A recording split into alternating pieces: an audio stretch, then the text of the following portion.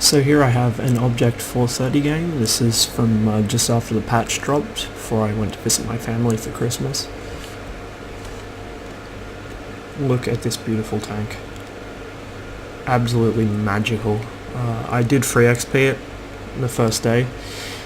I could have quite happily ground through the tier 9, it's quite a good tank, but I just wanted this thing straight away. I will go back and get the tier 9 though, at some point.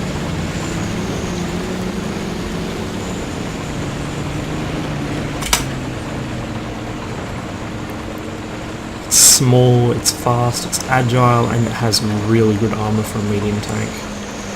The track and turret bloom are not amazing. The tracks are about the same as the T-54, but the turret bloom is really bad. I think it's on par with the Bat Chat.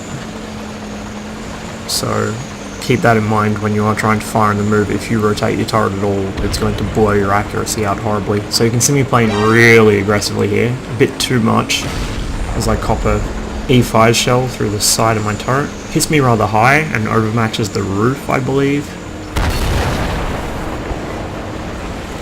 It's a weakness of the 140 and a weakness of this tank, but I think it's rather overstated. I don't think it's as much of a weakness as people make out. If you're being penetrated in the turret in a Soviet medium, you've probably got bigger problems.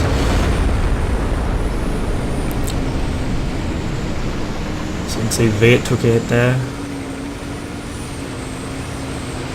I try and work my way around him, so I can find a position where I can get better shots on things, and right as I'm thinking about going up this ramp, oh, the IS-7 comes around the corner. Get a quick tracking shot into him. He's now stuck there, and even though I only have 5 degrees or so of gun depression, I can just pop over the top and shoot him in that same track. But he does drop a repair kit and get away. So I'm worried about the C50M at the moment, and I'm really worried about that AMX being where it is. See, I was just hit directly in the gun mantlet, it bounced off and did nothing. IS-7 is getting punished really hard for being in this position. V gets one into the Object 140, but that autoloader is enough to scare me away for a moment. The scout pops again.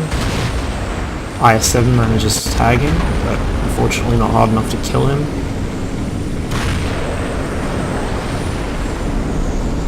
See me sort of looking around, trying to figure out who's where and what I can do without really putting myself at risk. Decide to roll around the corner just to see what's there. Turns out there's an E4 and the E50M is pushed around the other side. Just trying to find an in on that IS-7. So it's getting a bit static up here, which is a problem because it's going to mean that Bat Chat Artie will zero in on the position and start pounding us. I drive up kind of very risky move driving up where I am now. I'm totally exposed to Artie, I'm exposed off my left side to tanks.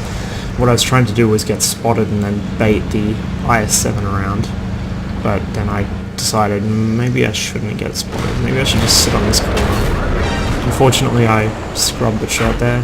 I could have had it quite easily if I just hadn't moved my aim, but in all the excitement I bopped my mouse and that was that. So you can see our E100 just took a pounding. Viet manages to finally kill that scout,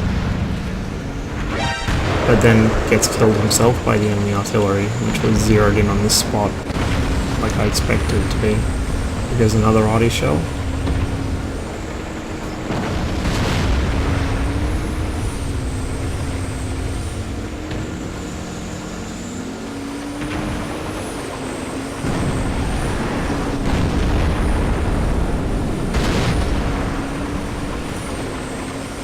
Move up a little more safely now, so I do. I want to try and be support here. Unfortunately I'm not paying attention to where I'm going and bump our IS-7. He's probably not good enough to actually be aiming anyway, but it was a bad move on my part. So I'm looking to get the C50M while the IS-7 has the AMX occupied. E50M bounces. This tank has wonderful armor, it's very good for bullying other medium tanks. Terrible shot, straight into the dirt. But he gets hit by our 261 and is busy trying to fire at somebody else, so I push in on him. I get hit for a huge amount of hit points by that E4, really careless of me. But the 50B goes down and we more or less own these rocks now. You can see this thing is so small, I can use just the whole of his wreck to screen my entire tank, including the turret and the cupolas. It's a tiny tank. E4's lit. Oh sorry, E3 is lit. He doesn't seem to be paying attention to me, even though I just got spotted. He's looking at the 268 to my left. I try and get a couple shots in, but it's an E3, and frontally at that range, it's just not going to happen. Probably even if I went to heat, it still wouldn't. E3s are one of the things which really terrify me in this game, because they're just such a nightmare to dig out of position. So I decide, rather than pushing into those TDs, I'll work my way back around. Here I was really hoping the E4 would be occupied with somebody else, but turns out I wasn't actually spotted until I went around the corner. I'm not really at the point where I can trust my team to win this if I go down, so I'm trying to play a little bit cautiously. Not hugely, just a little. So we come across a mouse gun E100 backing up. He's trying to reverse side scrape, I think, which allows me to put an easy shot into the back of his engine. Very poor move on his part. Enemy bat chat gets wiped out by our E3. So they're all pretty low health now. Easy to manage. I sort of bide my time for a moment. Just let my teammates get into the fight. They do still have Foch 155 and an E3. Two very, very scary tank destroyers. Foch 155 is one-shottable, but remember he does have very, very good frontal armor.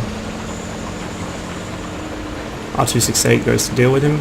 I decide I'll play backup. I was actually trying to get in there before the 268 did, but no such luck. The E3 spotted back the way I came, so instead of turning back to fight him, I decide, there's that many of my team there, they can probably handle him. I'll go find the artillery before they can kill any more of our bads. But no, they can't handle the E3 actually.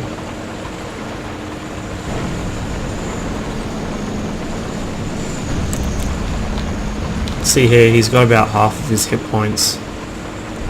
Half is all he needs. He can bully my team in those rocks quite well. He is being flanked, but it's not happening as fast as I'd like.